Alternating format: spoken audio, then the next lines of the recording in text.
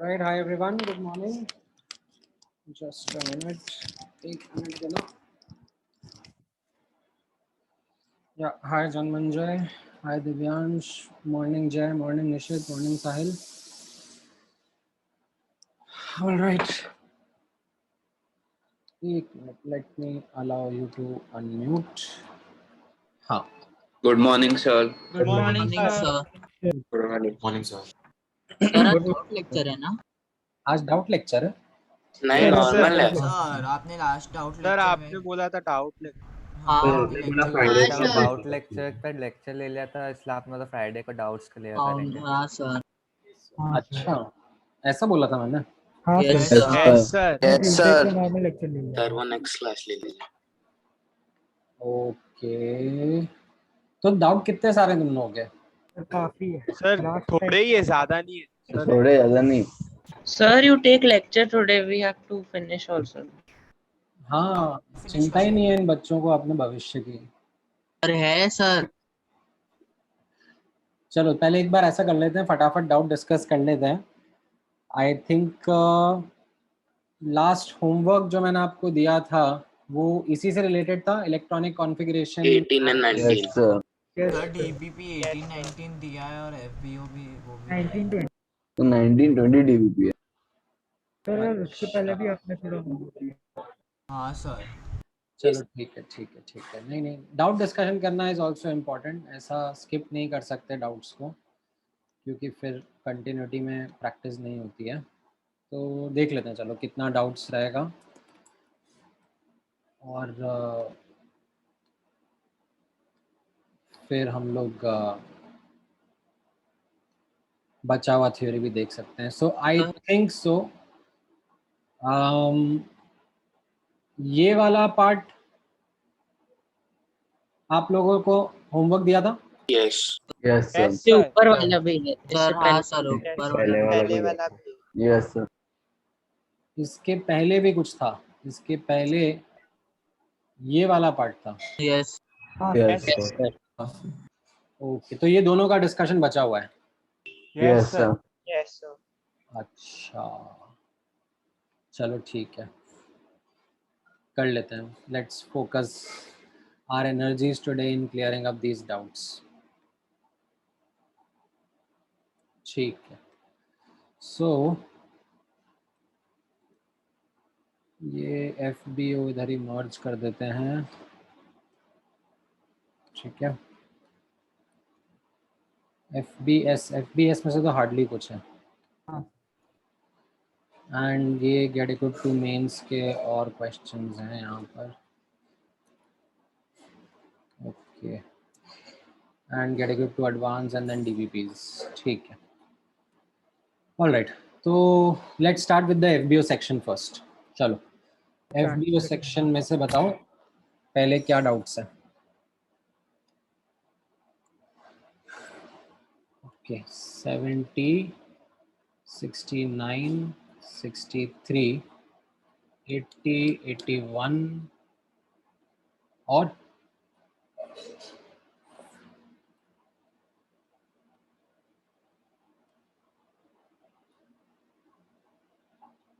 एक 101, 97, 94. ठीक है. और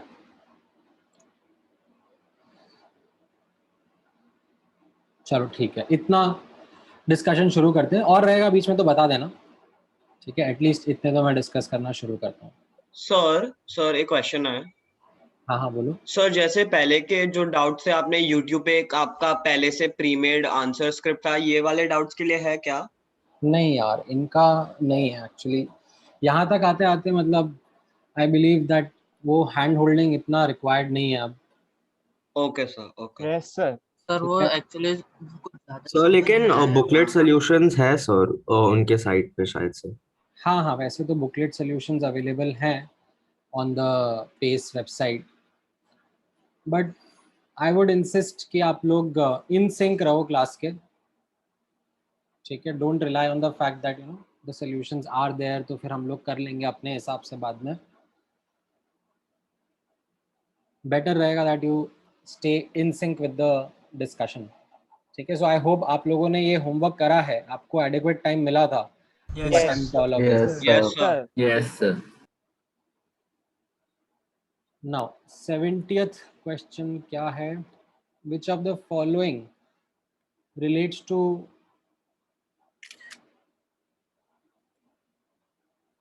photon behaving as wave as well as a particle? तो ये इंटरफेरेंस जो था ये तो वेव प्रॉपर्टी था, Yes. Yes, sir. ठीक है, ये पढ़ा नहीं है अपने सिलेबस में, है नहीं actually, is equal to mc square, but this is also a theory of relativity given by Albert Einstein for particles, ठीक है। Diffraction is also wave property, also diffraction क्या होता है ये भी मैंने आपको नहीं बताया है, ठीक है। दिस इज आल्सो समथिंग जो आप वैसे 12th क्लास में देखोगे। It's what we saw actually in the HUP वाला एक्सपेरिमेंट, हाइजेनबर्ग्स अनसर्टेनिटी प्रिंसिपल वाला experiment, that the photons rather than going straight become uncertain in their direction.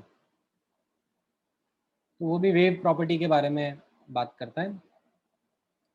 This last one, इसमें like this is the fundamental equation of quantum theory of light, which talks about the relationship between particle nature and wave nature. Right? Left hand side पे the energy representation is of the photon, right? And the right hand side frequency representation is of the wave. ठीक है। 69th question, 69th question is actually थोड़ा math है। आपको ये symbol समझ में आता है समेशन वाला? Yes. Yes, Yes, sir. sir. थोड़ा Yes, बहुत। Yes, sir. No. Option D. मतलब जैसे when I say summation I, ठीक है, I starts from 0 up till n, तो इसको कैसे रीड करा जाता है? It means 0, 1, 2 Till M. till n, ठीक है। एंड ऑफ कोर्स इसके साथ एसोसिएटेड थिंग्स भी है, that I implies a natural number, ठीक है। इस तरीके से सिंबल को रीड किया जाता है, राइट। तो ये तो पहले मैंने आपको समेशन का सिंबल रीड करना बताया, ठीक है। This is the, you can से start, the lower limit, and this is the end, upper limit. And summation मतलब ऐड करते जाना है I का वैल्यू 0, 1, 2 इस तरीके से। अब लेट्स से एक बार के लिए मैं आपको ऑप्शंस छुपा देता हूँ एंड मैं सिर्फ आपसे इतना क्वेश्चन पूछता हूँ, total number of electrons in any orbit. तो आपने ये पढ़ा था कि n स्क्वायर होता है, 2n स्क्वायर होता है in fact, Yes, sir. Yes, sir. है ना। कोई भी ऑर्बिट होगा, nth ऑर्बिट होगा, तो उसके अंदर टोटल ऑर्बिटल्स n स्क्वायर हो जाएंगे और total electrons that can be there वो 2n स्क्वायर हो जाएगा, ठीक है। But then you look at the options and you are like कि नहीं नहीं ये तो कुछ भी मैच ही नहीं कर रहा। फिर आप इसमें देखोगे तो ऐसे L के टर्म्स में है, राइट। ये जो सिंबल है यहाँ पर ये एक्चुअली L है, एजिमुथल क्वांटम नंबर। सो यहाँ से अब आप इलेक्ट्रॉन्स का रिलेशनशिप देख सकते हो with the subshell, with the azimuthal quantum number. Yes, sir. तो इसमें मतलब मुझे ऐसे एक सीरीज ऑफ थिंग्स याद आएंगी। फॉर अ गिवन शेल, ठीक है, और you can say orbit, there are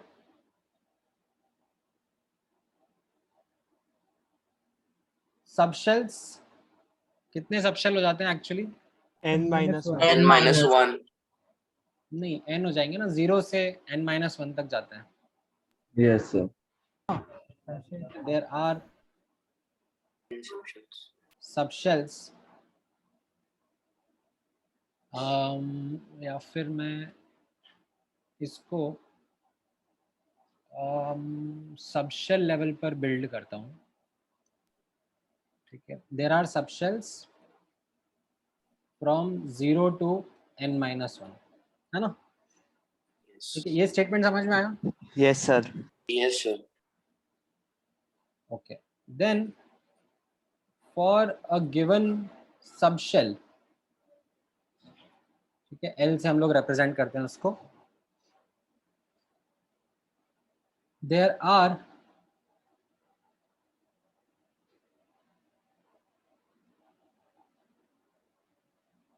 two L plus 1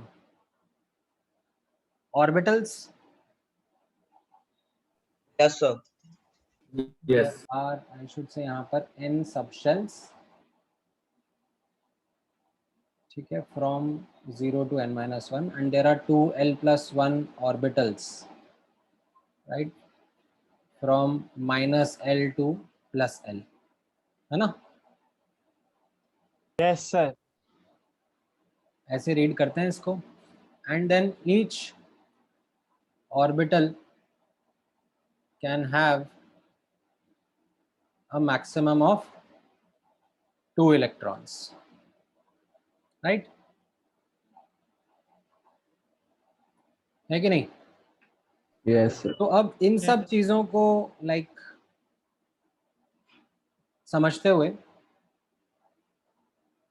if I was to count कि एक शेल में कितने इलेक्ट्रॉन्स रहेंगे, तो मैं कैसे प्रोसीड करूंगा?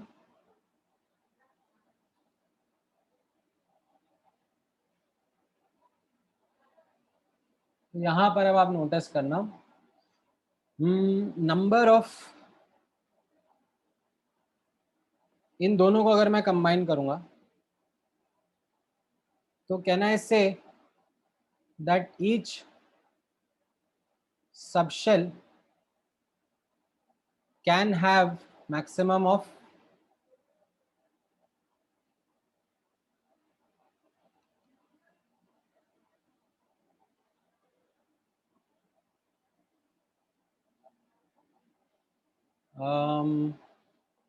नहीं So 2 into 12 plus 1 ना? हाँ नहीं, वो Yes, sir. 2 to 12 plus 1 जो है वो मैं इस तरीके से लिखना चाह रहा हूँ. मैं एक्चुअली ये फॉर्म आपके सामने क्रिएट करना चाह रहा हूँ, दैट एक शेल के अंदर n सबशेल्स हैं और हर सबशेल के अंदर 2l plus 1 ऑर्बिटल्स हैं और हर ऑर्बिटल के अंदर 2 इलेक्ट्रॉन हैं, है ना? तो अगर मैं, ठीक है, हाँ ऐसे ही बात करूंगा, each subshell can have 2l plus 1 into 2 electrons, Yes, sir. Yes, sir. है ना? एंड अब ईच शेल कैन हैव, यहाँ पे नोटिस करना, 2l plus 1 into 2, ये हर सब शेल के अंदर इलेक्ट्रॉन्स रहेंगे और शेल के अंदर l इक्वल टू 0 से n-1 सब शेल्स रहेंगे. ये जो l का वैल्यू है for a given shell, the l value will be from 0 to n-1. Yes, sir. में इलेक्ट्रॉन्स आ जाएंगे. Yes, sir. And now this matches up with the option B that you have. D. Sir, option D. D. Sir, Yeah. D ना? हाँ sorry, D, 0 से n-1, not 1 से n-1, D option. ठीक है, so it is the summation language of the question which is a bit tricky, which you might be finding a bit difficult right now. Sir, हाँ, so why they using the term orbit over here? Orbit is a Bohr's or Bohr's model का term ना? Shell के लिए orbit word use कर लेते हैं. Okay, sir. Sir तो वो थर्ड पॉइंट के लिए ईच ऑर्बिटल होगा ना? हाँ हाँ, थर्ड पॉइंट के लिए उधर ईच ऑर्बिट की जगह ऑर्बिटल होगा ना, each orbit can have a max of 2 electrons. कहाँ पर था ईच और हाँ each orbital correct each orbital right each orbital can have a maximum of 2 electrons. ठीक है.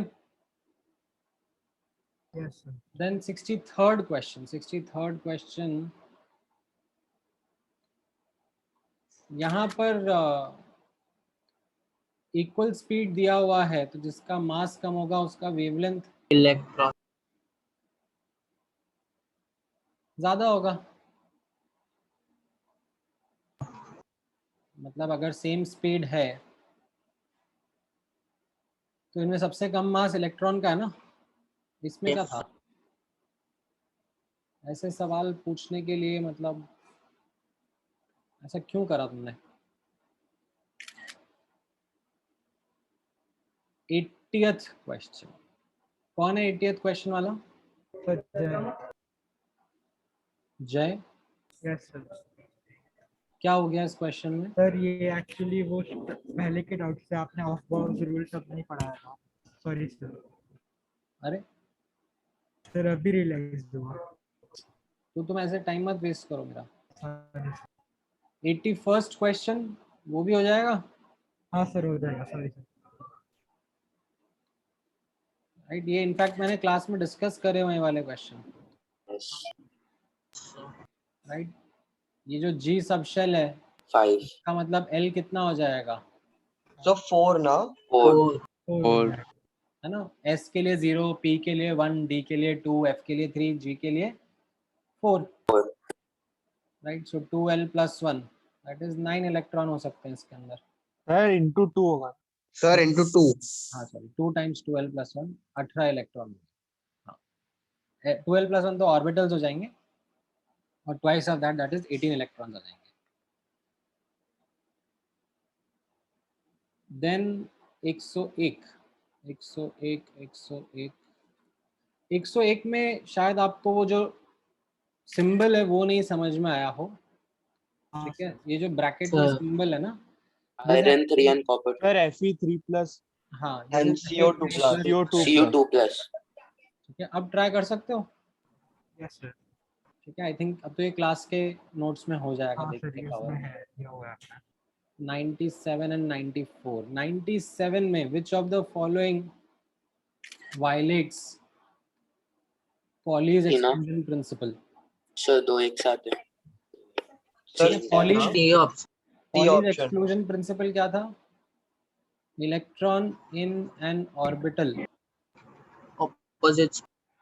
must have Opposite opposite spin. spin. Opposite. Right? तो वो जो वायलेशन हो रहा है वो सिर्फ सी ऑप्शन में C. दिखता है ना. Yes sir. सर कोई ए बोला. ठीक है. ए में हंड्स रूल वायलेट हो रहा है. ठीक है. A option. Sir B option में भी वायलेट. हाँ बी ऑप्शन में Hund's rule is violated. D option में you would say Aufbau's rule is violated. है ना.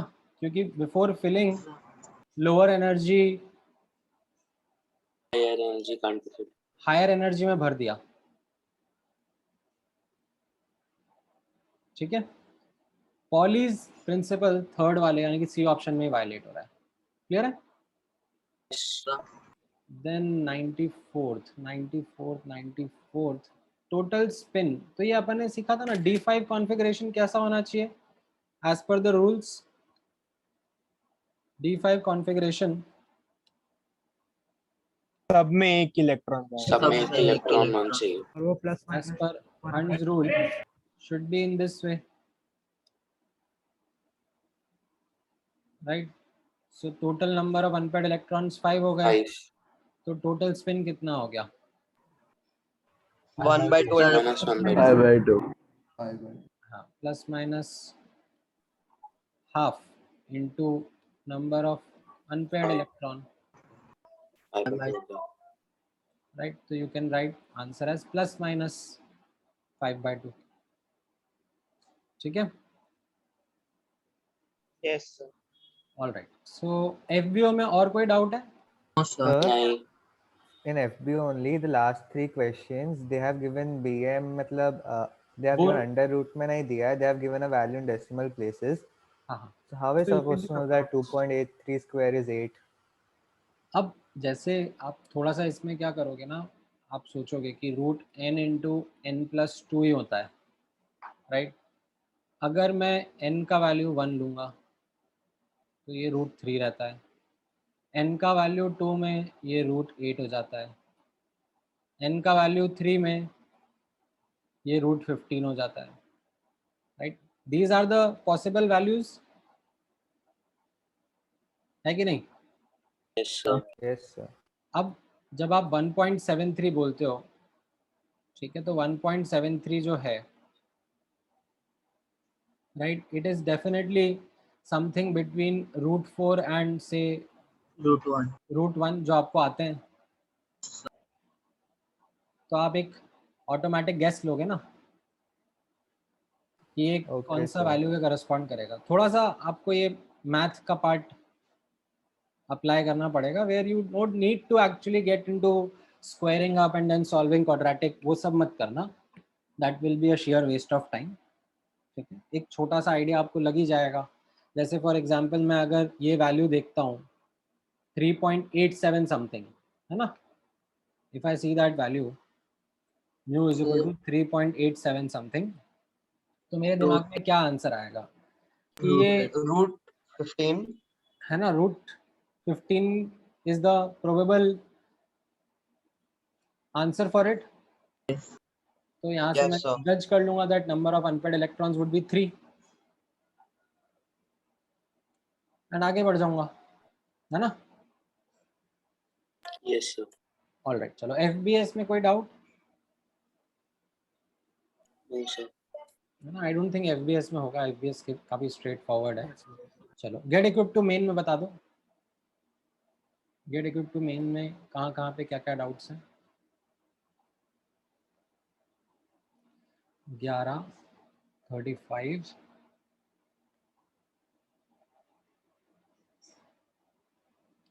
दो, और बताओ और बताओ।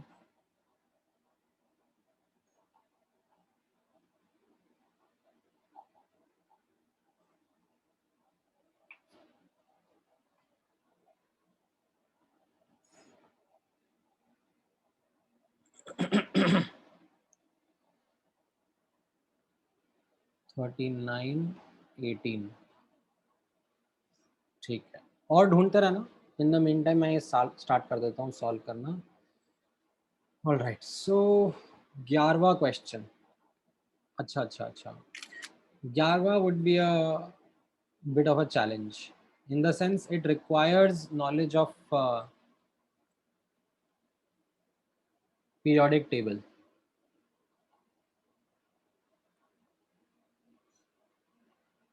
सर एक क्वेश्चन है सर, हाँ हाँ तो बोलो।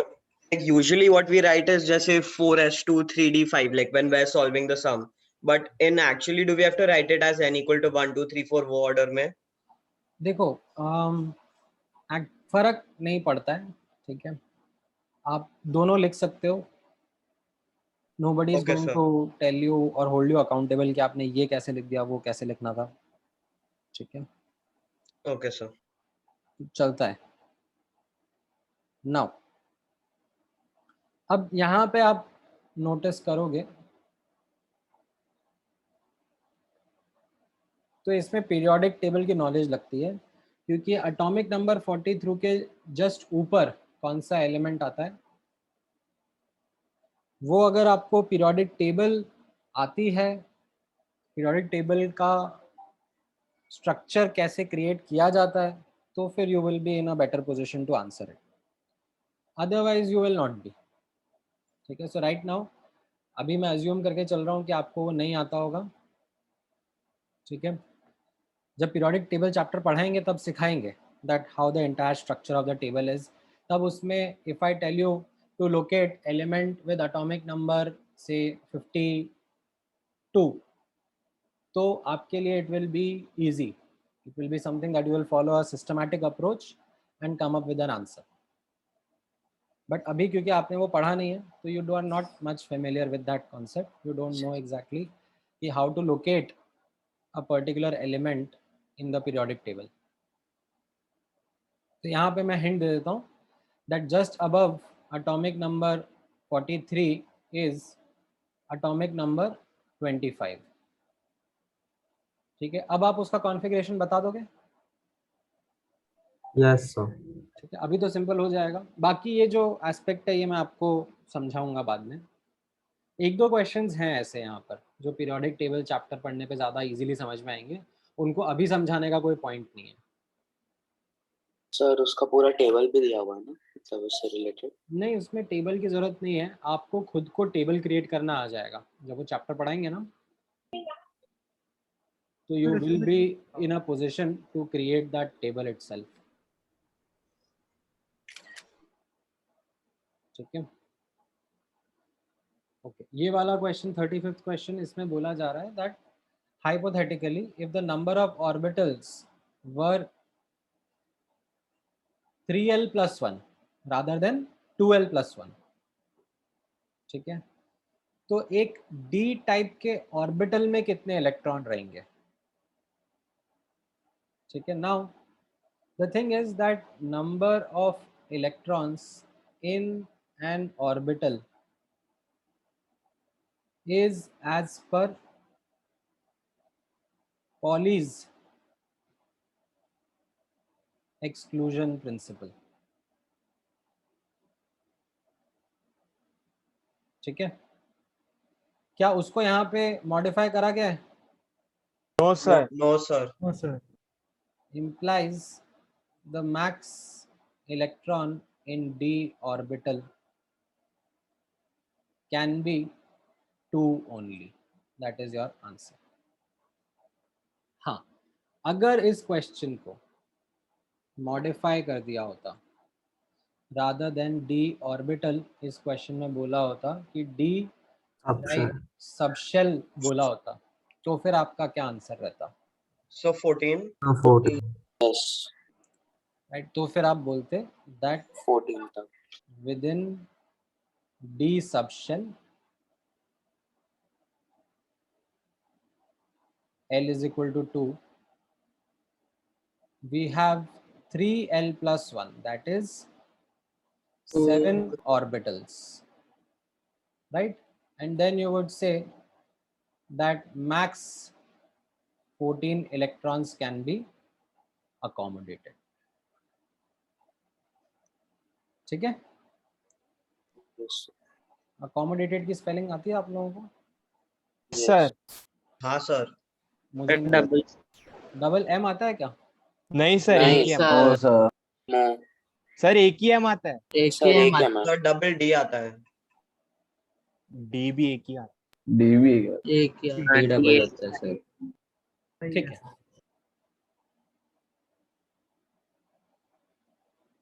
अच्छा अगर मान लो इस क्वेश्चन को मैं थोड़ा सा और मॉडिफाई कर देता, something in this way, that the number of orbitals of a particular type were 3l plus 1 and spin quantum numbers only plus half, 0 and minus half. ठीक है, then if I ask you how many 21. So 21 in the Also subshell and 3 in the orbital. है ना, समझ में आया क्या हुआ यहाँ पर? Yes Yes, sir. हाँ सर, 7 into Yeah. 3 हो गया अभी. करेक्ट. ठीक है, सो यहाँ पर आप बोलोगे कि d subshell implies L equal to 2, जो हमको आता है. Number of orbitals would be 3l plus 1 as per the new rule that is given here, यानी कि 7 orbitals हो जाएंगे. Now each orbital can have a maximum of 3 electrons. 3 electrons. Can have 3 electron because 3 spin states are possible. ठीक है? Thus, max electrons in d subshell, ठीक है, in fact d subshell लिखना चाहिए मुझे यहाँ पर, d subshell would be equal to 7 into 3, that is 21. 21. ठीक है? Yes, sir. All right, चलो, good. सर वैसे रियलिटी में जीरो स्पिन होता है? नहीं नहीं नहीं, हाइपोथेटिकल है तो ऐसे बना दिया.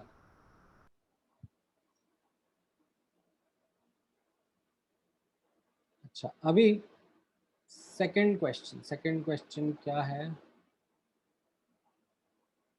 Outer most electron of aluminium, ये तो आना चाहिए. सर गैशियस लिखा है इसके लिए गैसेस confusion। लिखा ना इसलिए समझ में नहीं आया. हाँ, मतलब gaseous is just saying that it is isolated. That is what it means, कि किसी और के इन्फ्लुएंस में नहीं है. That's it. तो it is the same thing जो हम लोग करते आ रहे हैं. एल्यूमिनियम का एटॉमिक नंबर 13 है, इसका कॉन्फ़िगरेशन आप फिलअप करोगे 1s2 2s2 2p6 and 3s1 आ जाएगा. This will be your outer most electron, है ना? सर 3s1 Yes, हाँ. ठीक है. So, but if it was like for Fe2, an iron atom, then you'll have to take into consideration s orbital, right? 4s वाला. 4s वाला, not 3d वाला. Outer most will be the 4s वाला. ठीक है. Then next कौन सा question है? आपने बोला 39th and 18th. 39. Non directional क्या हो जाएगा? Sir s orbital. S orbital होता है ना? ये स्फेरिकली सिमेट्रिकल होता है ना? Yes. Spherical orbital. Spherically symmetrical implies no directional bias.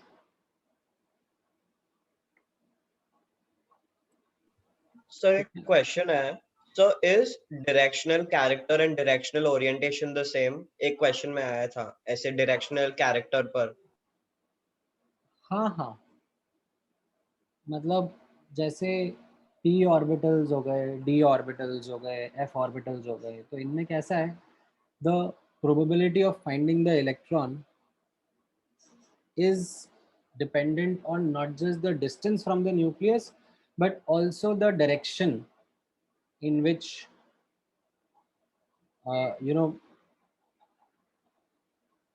from the axis which angles we are looking at, तो उन पर भी depend करता है. Okay sir, thank you. तो उनमें we say that directional character है, that means the orbitals have directional nature.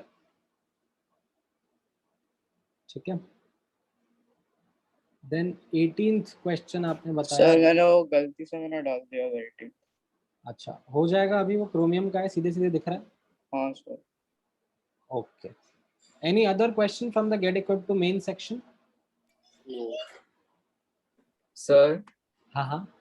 Sir आप FBS का एक बार 42nd क्वेश्चन कर सकते हो. HUP का है, आपने पहले दिया था वो शायद. 42nd. हाँ. प्लस माइनस 1% ना, तो उसको हाँ सर. 2% एरर मानने का है. So what it is saying is that जो मेरा मेजरमेंट है वेलोसिटी का, उसका प्रिसिजन प्लस माइनस 1% है. राइट. सो मेरा v is equal to 1/10 into C, and जो डेल्टा v है, ठीक है, वो क्या बोला जा रहा है, प्लस माइनस 1% ऑफ v हो गया. So that is, if I ask you the range of uncertainty, it will be 2% of v, na? Like if I visually try to draw it in front of you, that this is the scale, and यहाँ पर मेरा v हो सकता है, and इसके like 1% इधर या 1% उधर, right? तो फिर मेरी uncertainty कितनी हो गई? 2%. 2% होगी ना. और फिर उसको अब यूज करके आगे बढ़ जाओ. ठीक है. अच्छा. Okay sir, thank you. Alright, get equip to main में और कोई क्वेश्चन है?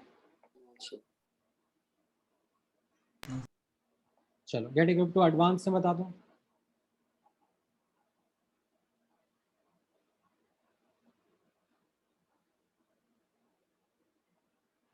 गेट इक्विप टू एडवांस में 21, 3, 7, 10, 27, 18, then 17, then 23, Sir, 11. and 11th, and 6th, And 34, sir. 34 and 12। ठीक है, ऑल राइट, डिस्कस कर लेते हैं एक एक करके फटाफट फटाफट। सबसे पहले 21st क्वेश्चन, 21st में क्या क्या है? सर मुझे आंसर आया, खाली एक ऑप्शन में डाउट। कौन से ऑप्शन में डाउट है? डी एटम क्या होता है? ड्यूटेरियम, हाइड्रोजन का आइसोटोप हुआ ना। ओके सर, ओके सर, मुझे सर यही डाउट। नहीं नहीं, ये बहुत ही लाइक जेन्युइन डाउट है, एंड इसमें मतलब मैं आपको एक पीस ऑफ इंफॉर्मेशन बता देता हूँ, ठीक है? वैसे तो इसका answer of shortage wavelength, shortage wavelength मतलब डेल्टा ई मैक्स चाहिए सर वो तो आपका आंसर डी ऑप्शन रहेगा, है ना? Yes sir. अच्छा, इसी क्वेश्चन में अगर मैं आपसे लॉन्गेस्ट वेवलेंथ पूछ लेता तो फिर आपका आंसर क्या रहेगा? क्यों डी एटम क्यों नहीं हो सकता? दोनों सर उसमें दोनों प्रोटॉन होते हैं। नंबर तो सेम ही है ना दोनों का? हाँ सर, हाँ सर, सेम ही है, एटॉमिक हाँ सर, नंबर प्रोटॉन से। हाँ। सो यहाँ पर अब एक छोटा सा यू कैन से अ मिसलेनियस कॉन्सेप्ट बता देता हूँ मैं, ठीक है?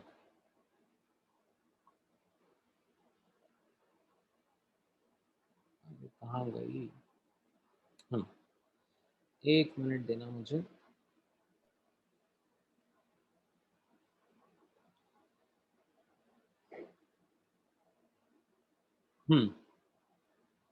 ये पैराग्राफ रीड करना।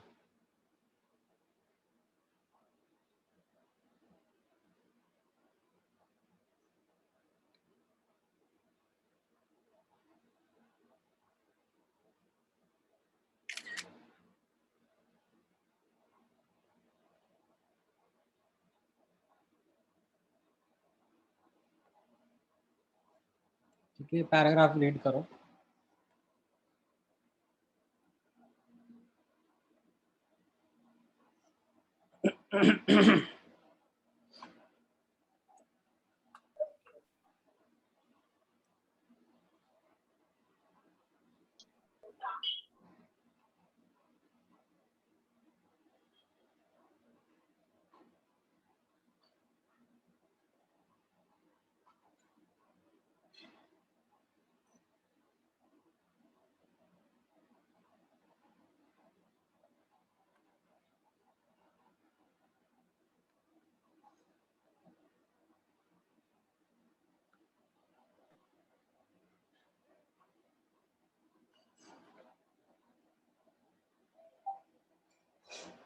म्यू का मतलब क्या है इधर? क्या चीज? सर ये इक्वेशन क्या है? हाँ सर वो समझ। नहीं, आपको अब मैं थोड़ा थोड़ा समझाता हूँ। So let me start with this statement first, ठीक है? जब मैंने hydrogen atom versus D atom, D stands for deuterium, ठीक है? हाइड्रोजन 2, 1, ठीक है? इन दोनों का स्पेक्ट्रम कंपेयर करा तो there was a slight difference, although according to Bohr's model, ठीक है? जो एनर्जी का फॉर्मूला आपने निकाला था, एनर्जी का फॉर्मूला क्या था? minus 13.6 into z square by n square. z square by n square. ठीक है, but if I ask you to go back into the detail of the बड़ा वाला फॉर्मूला जो सिंबल्स के टर्म में था, वो क्या था? रेडबर्ग वाला, रेडबर्ग वाला नहीं, वो जो बोर्स सर मॉडल वो एप्सिलॉन वाला। हाँ सर हाँ नहीं, सर याद नहीं। याद नहीं है सर याद k नहीं। q1 q2 अपॉन वो तो इलेक्ट्रोस्टैटिक्स का। मुझे भी याद नहीं है, बट इसीलिए मैं कह रहा हूँ ना कि नोट्स में देख के एक बार फटाफट बता दो। तुम लोग मत बताओ यार, तुम लोग बहुत आलसी 1 हो। By sir minus 2 pi square m k square e4 by h square. ये वापस वापस वापस एक minute, minus 2 pi square m k square e to the power 4 upon h square into z square by n square। है ना? तुम्हें याद था क्या? नहीं सर, नोट्स में देखा। गुड गुड, अदरवाइज मुझे लगता कि we have some supernatural person among us. तो यहाँ पर ये जो m है, ठीक है, ये क्या था? मास ऑफ इलेक्ट्रॉन। ठीक है, सो ये जो फॉर्मूला हमने डिराइव किया था, ठीक है, दिस फॉर्मूला वाज डिराइव्ड, ठीक है, with an assumption. What was the assumption? यहाँ पर that assumption was that nucleus remains stationary. ठीक है, ऐसा assumption था that ये न्यूक्लियस है एंड इलेक्ट्रॉन न्यूक्लियस के अराउंड रिवॉल्व कर रहा है।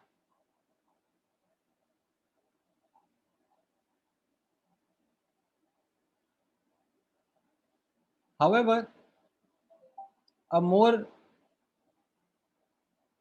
accurate version, ठीक है, something which will be a refinement over Bohr's model was that nucleus and electron दोनों revolve करते हैं about their center of gravity.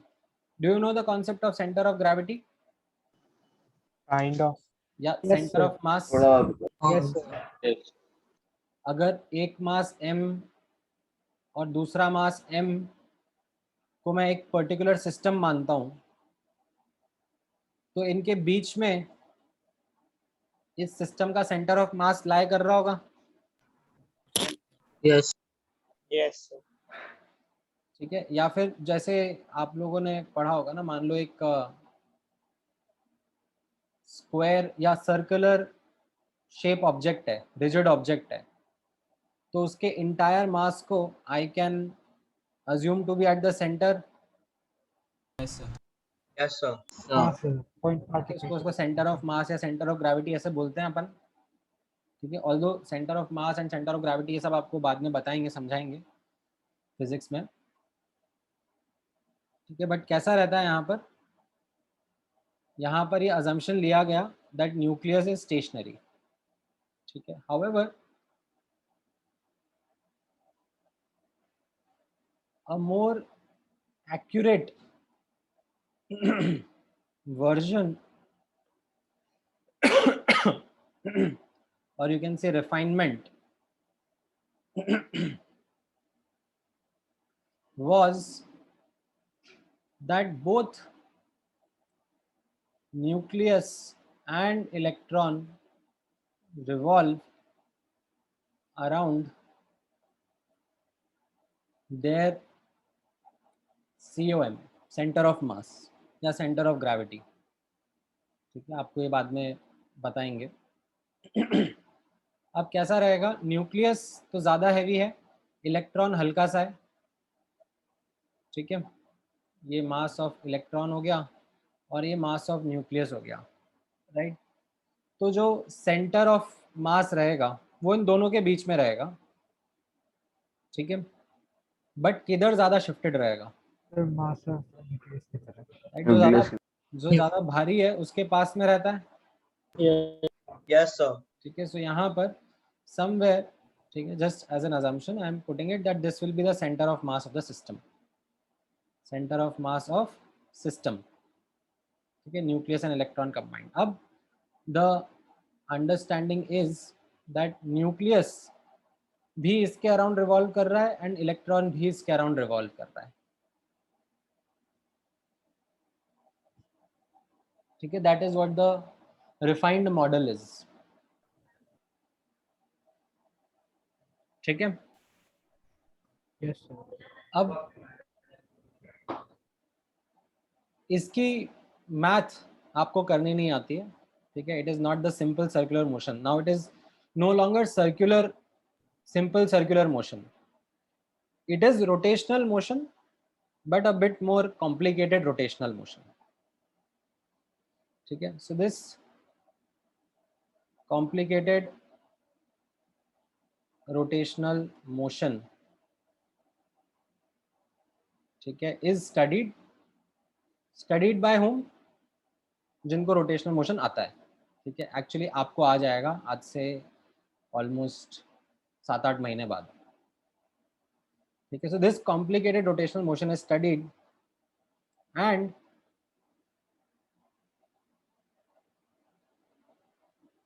solved. ठीक है, जब सॉल्व करा जाएगा, आप लोग नहीं कर रहे हो, जिसको आता है वो सॉल्व कर रहा है, एंड इससे जो आउटकम आता है, ठीक है, वो आउटकम कैसा है? The outcome is in the results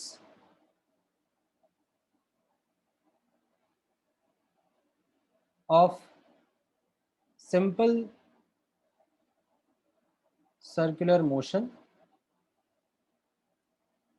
we can replace mass of electron by something called as reduced mass. ठीक है, म्यू से रिप्रेजेंट करते हैं उसको. तो ये रिड्यूस्ड मास का जो कैलकुलेशन होता है वो कैसा होता है? 1/μ इज 1/मास ऑफ इलेक्ट्रॉन प्लस 1/मास ऑफ न्यूक्लियस.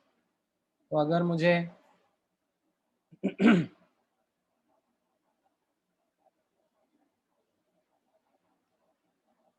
लिख के दिखाना पड़ेगा, तो ये रिड्यूस्ड मास का वैल्यू रहता है. ठीक है, कैसे हुआ वो आप भूल जाओ, don't get into that discussion right now, that कैसे ये रिप्लेसमेंट हुआ, how did the mass of electron get replaced by this term called as reduced mass. वो ये रोटेशनल मोशन, रोटेशनल डायनेमिक्स का पार्ट है, बट ये रिजल्ट आपके लिए यूजफुल रहेगा. Now we can rewrite the results of Bohr's model. कैसे? यहाँ पे नोटिस करना, रेडियस का रिजल्ट याद है क्या आप लोगों को? क्या था? 0.529 into n square by z. बड़ा वाला वो याद नहीं है sir. n square h square upon 4 pi square m k z e square, I think ऐसा था. हाँ शायद से. यस सर, यही है. इसमें अब ये जो मास ऑफ इलेक्ट्रॉन था ना, इसको आप लोग रिप्लेस कर सकते हो with mu, the reduced mass.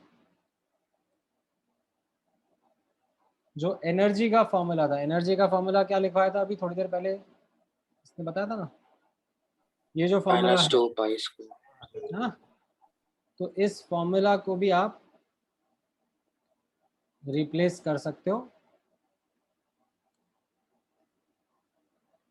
m की जगह पर जस्ट म्यू लिखना है, -2 pi square mu k square e की power 4 z square upon n square h square. ठीक है, अच्छा, अब यहाँ पे नोटिस करना, अगर मैं स्पेक्ट्रम के बारे में बात कर रहा हूँ, ठीक है, जो स्पेक्ट्रम होता है, एनर्जी ऑफ फोटोन होता है, वो डेल्टा ई के प्रोपोर्शनल होता है, लाइक इक्वल टू होता है इनफैक्ट, है ना? Yes, sir. Right, so can you see that energy of photon will be directly proportional to mu, Yes, sir. है ना? बाकी सब चीजें तो एज इट इज है, Yes, sir. है कि नहीं? सर Z और N कैसे सेम रहेगा? नहीं, for the same or I should say for the same transition in isotopes, for the same transition in isotopes. अभी ठीक है? Yes sir. ठीक है, आइसोटोप्स के लिए जो ट्रांजिशन जो Z है वो तो सेम ही है, और जो ट्रांजिशन हम लोग बात कर रहे हैं वो जो N का वैल्यूज है वो भी सेम ही रख रहे हैं. तो what you can see is that energy of photon will be directly proportional to mu. Now if I ask you mu of hydrogen and mu of deuterium, किसका छोटा किसका बड़ा रहेगा? ड्यूटेरियम का बड़ा। ड्यूटेरियम का बड़ा होगा।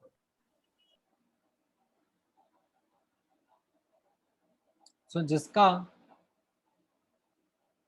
आप यहाँ पे नोटिस कर रहे हो, जिसका न्यूक्लियस का मास ज्यादा होगा उसका म्यू वैल्यू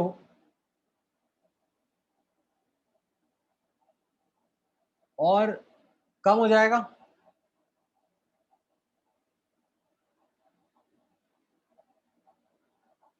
मतलब अगर मैं इसको आपको इस तरीके से दिखाऊं, let me actually use another representation. So mass of electron upon mass of electron plus mass of nucleus plus 1, ऐसे लिख सकता हूँ ना इसको? ऐसे ये वाला रिप्रेजेंटेशन समझ में आ रहा है? Yes, sir. Yes, sir. So if mass of nucleus increases,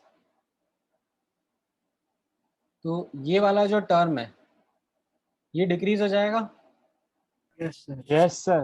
mass of electron upon mass of nucleus decreases, तो ये जो डिनोमिनेटर है वो डिक्रीज हो जाएगा. Yes sir. डिनोमिनेटर अगर कम हो जाएगा तो ओवरऑल टर्म जो रहेगा वो बढ़ जाएगा. Yes sir. Yes, sir. हाँ ठीक है, तो फिर मैंने गलत बोल दिया था. तो व्हाट आई शुड से इज दैट जिसका मास ऑफ न्यूक्लियस ज्यादा है, यानी कि ड्यूटेरियम का न्यूक्लियस ज्यादा हैवी होगा ना, इसमें प्रोटॉन भी होगा, हाँ सर. Yes, तो sir. उसका म्यू ज्यादा रहेगा. Yes, sir. तो दिस इम्प्लाइज जो एनर्जी ऑफ फोटोन है, ठीक है, या फिर I should say frequency in hydrogen spectrum should be lesser than in deuterium spectrum, और wavelength in hydrogen spectrum should be more than the wavelength observed in deuterium spectrum. Yes sir. Yes, sir. तो अब if I ask you किसका यहाँ पर shortest wavelength है, तो आप क्या आंसर दोगे? Sorry, longest wavelength Hydrogen. Hydrogen. Deuterium का उससे स्लाइटली कम रहेगा. समझ में आया? सर खाली Yes, आप ये sir. पार्ट का रिकॉर्डिंग हाँ, भेज sir. सकते हो फिर वापस? खाली ये पार्ट का रिकॉर्डिंग इतनी मेहनत करवाओगे तुम मुझसे? मतलब सर पूरा ही सर भेज सारा दो ही ना. भेज दो हाँ चलेगा. सर चलेगा वो. हम ढूंढ लेंगे. हाँ मैं सारा भेज दूंगा. Thank you sir. ठीक है, सर ऑल राइट. तो आइसोटोप्स के बीच में अगर कंपैरिजन करना रहा तो this is something which should be your approach. ठीक है, इनफैक्ट अगर आप जैसे नीरज कुमार में या किसी और बुक में क्वेश्चन सॉल्व करोगे तो you might also find a question जिसमें ऐसे हाइपोथेटिकल एटम क्रिएट किया होगा. ठीक है, और उसमें बोला होगा कि न्यूक्लियस के अराउंड इलेक्ट्रॉन नहीं है, there is some new particle से सम म्यूऑन, जिसका mass of this muon is 1/200 times mass of electron. Yes, sir, ऐसे था. और फिर find the new radius and the new velocity. है ना? तो उसमें तो आपने सिंपली ऐसा कर दिया होगा कि मास ऑफ इलेक्ट्रॉन को मास ऑफ म्यूऑन से रिप्लेस कर दिया होगा. है ना? You would have not gone into this detail. You would have not gone to the reduced mass वाला concept. ठीक है, चल जाएगा आपका आंसर.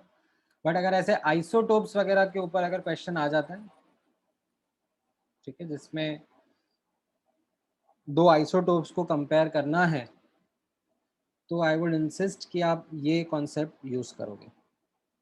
ठीक है? Yes sir. ऑल राइट, ठीक है. Then now given this understanding,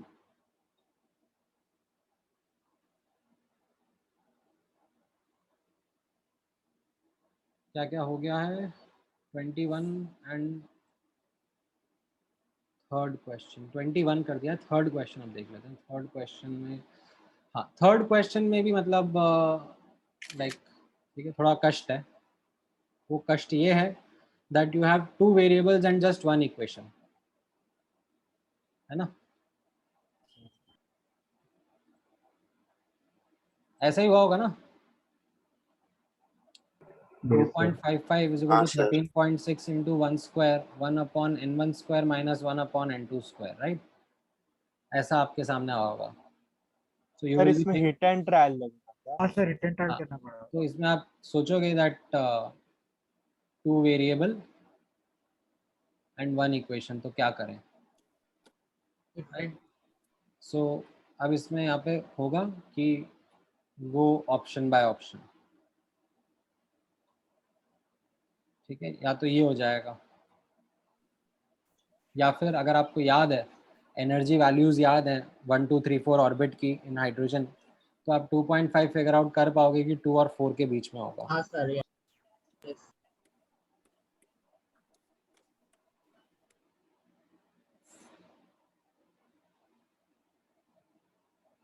ठीक है?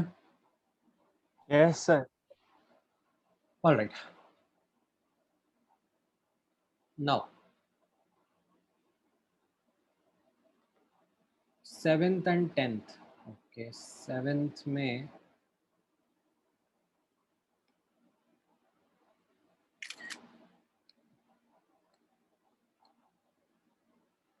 ये तो आपको मास ऑफ फोटोन वैसे तो 0 होता है, बट वो रेस्ट मास होता है.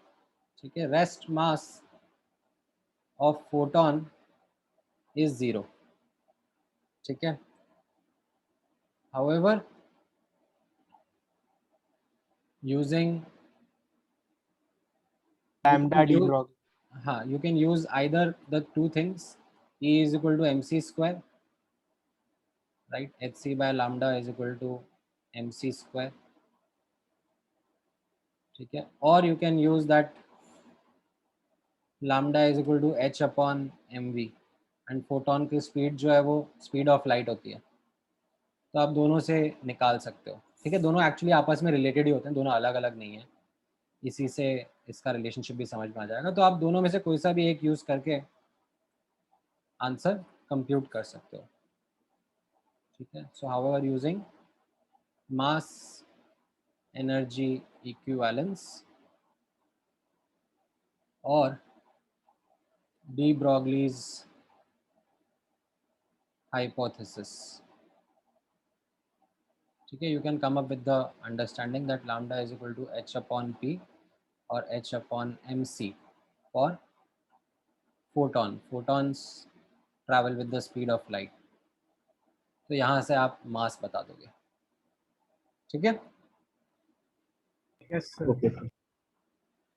Then 10th and 27th. 10th में कहाँ अटक गए?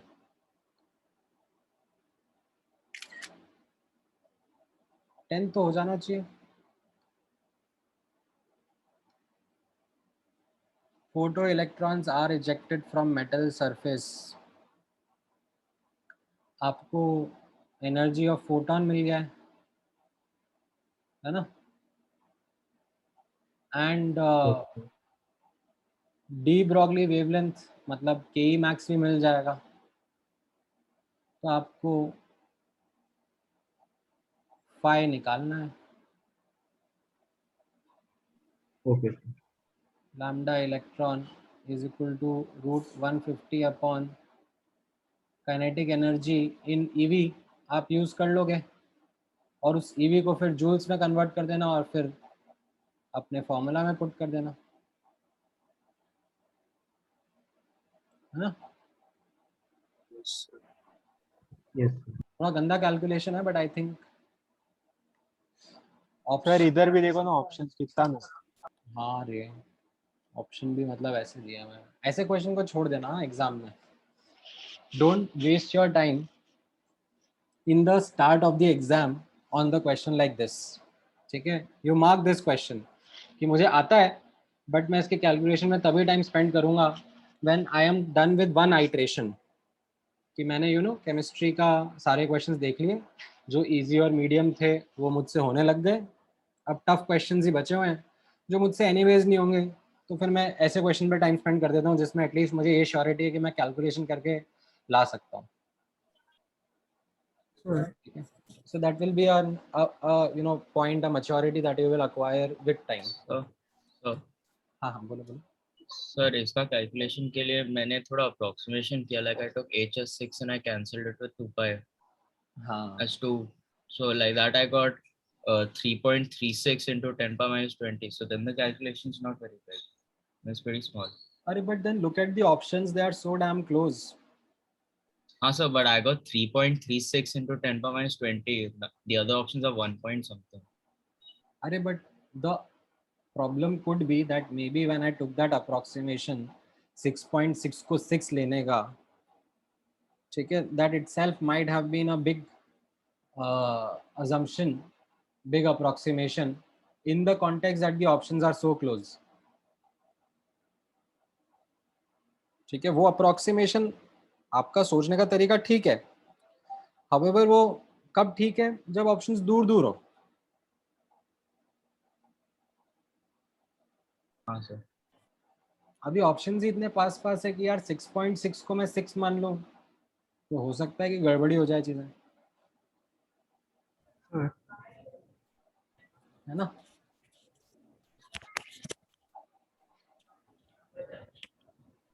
अच्छा, फिर और कौन सा क्वेश्चन था? 27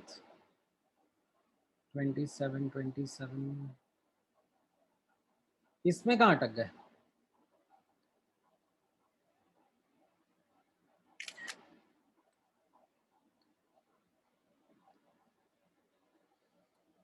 Suppose it is taken as a working hypothesis that the electron finds itself in a typical nucleus with an uncertainty of this much. Then approximate estimate of the size of the nucleus.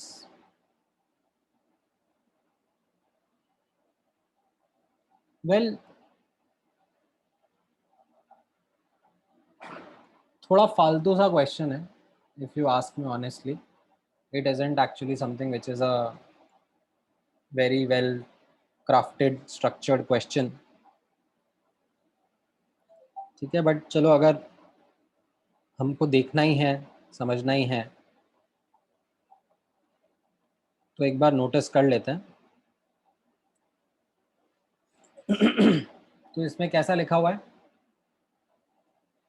Delta P दिया हुआ है 10⁻⁻20 kg metre per second. Now ये uncertainty in momentum से what is it that I can connect it to something that I have studied in class? Uncertainty in position. ठीक है, मैं HUP use कर delta x dot delta P equal to h upon 4 pi use करके delta x निकाल लूंगा, है ना? Greater than equal to है, बट अभी मुझे लाइक एक एस्टिमेट लेना है, मैं इक्वालिटी के साथ में ही डील कर रहा हूँ. ठीक है, तो ये डेल्टा x का वैल्यू मैं निकाल लूंगा. अब यहाँ पर आने के बाद में आई विल बी लाइक कि अब क्या करूँ?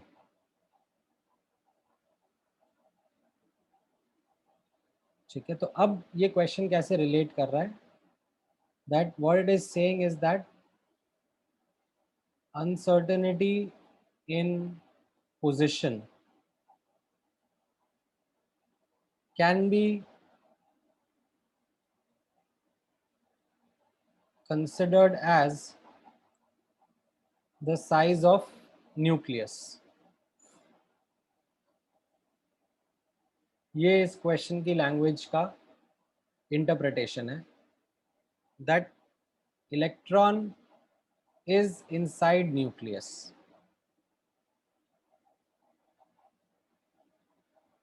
ठीक है,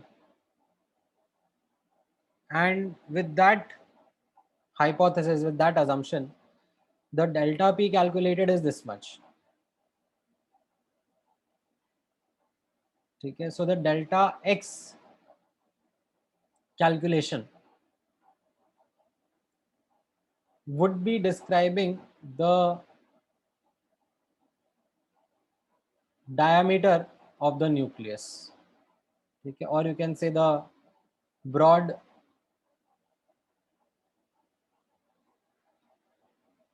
idea about the size of the nucleus.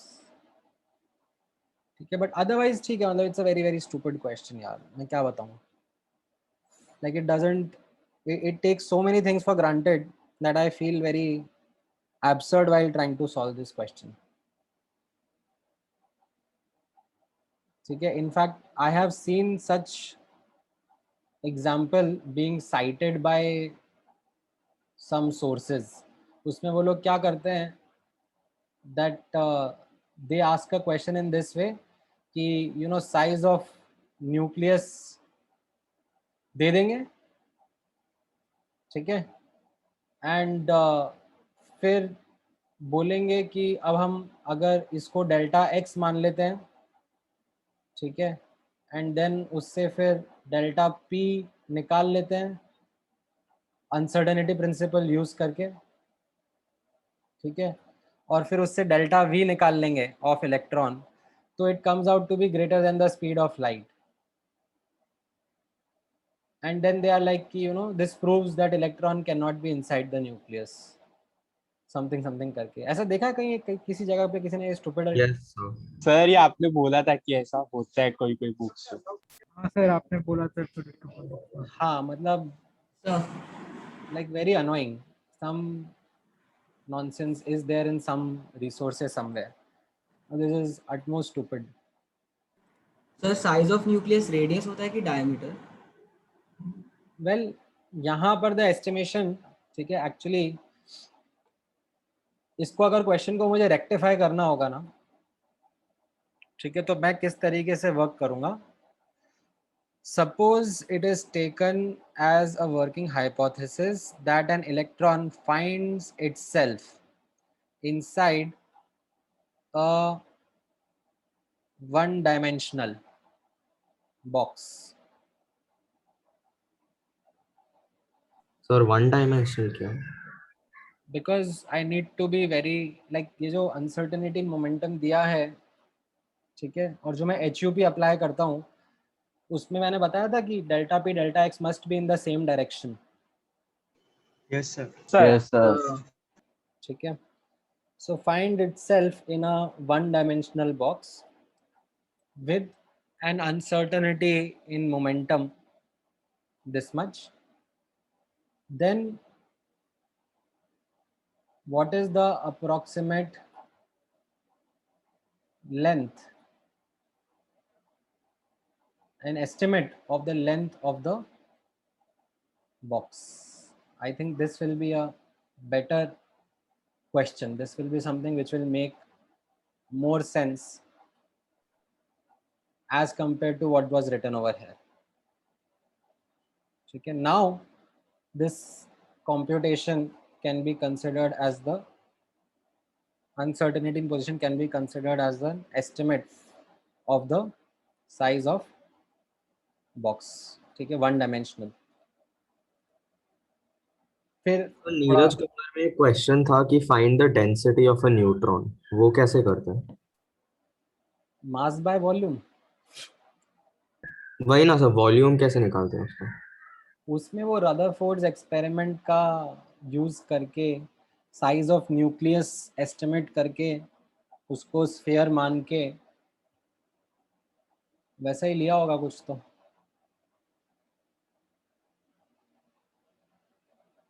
ठीक है, एक बार शेयर करना मेरे साथ question, let me read it completely.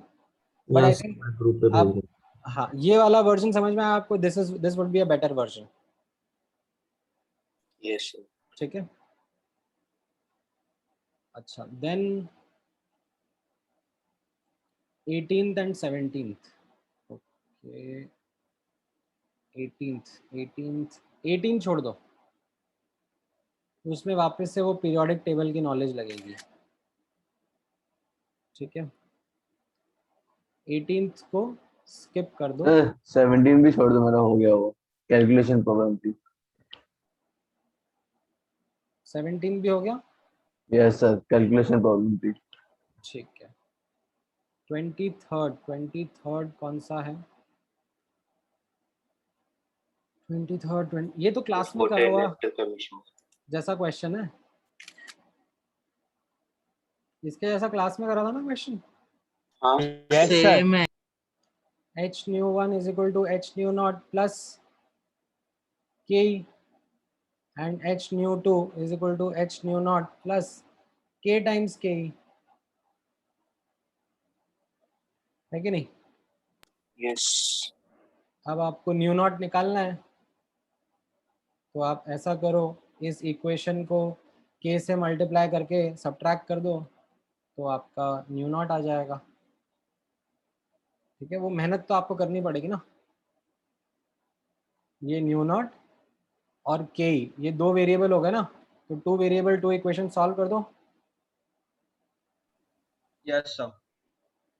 अब वो सॉल्विंग देखो मैं नहीं करूँगा, वो उतना मैथ उतनी प्रैक्टिस आनी चाहिए आप लोगों को। 11th एंड 6th, 11th वाला कौन सा है? 11th वाले में कहाँ अटक गए? So calculation नहीं आया। कैलकुलेशन, एक मिनट।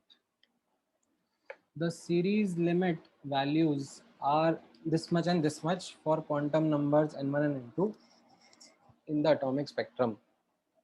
तो सीरीज लिमिट क्या होती है?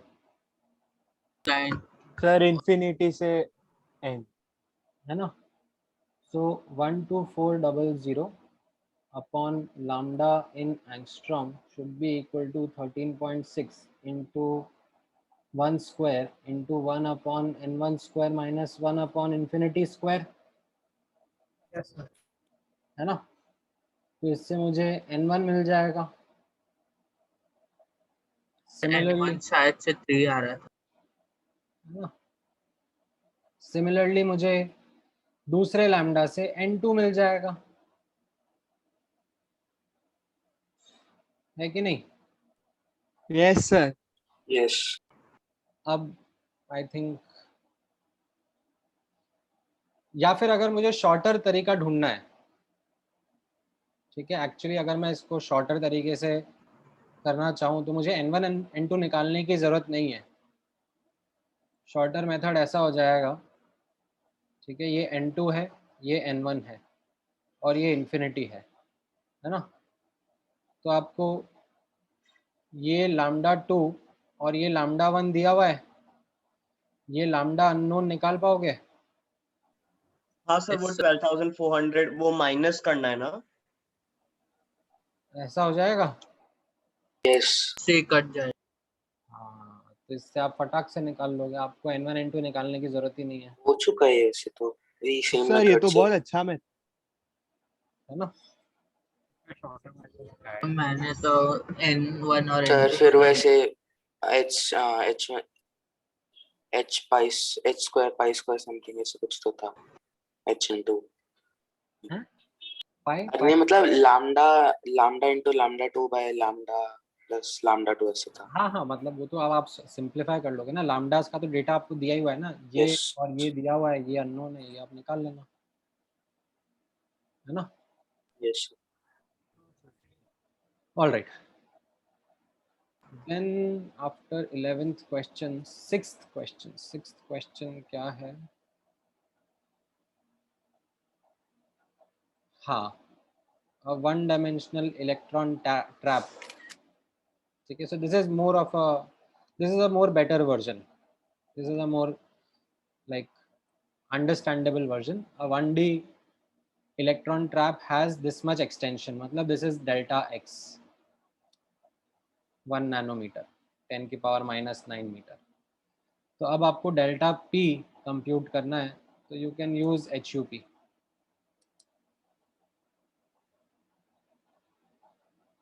ठीक है, h/4 pi m, और इनफैक्ट नॉट m, इनफैक्ट सीधे डेल्टा x. ठीक है, कर पाओगे?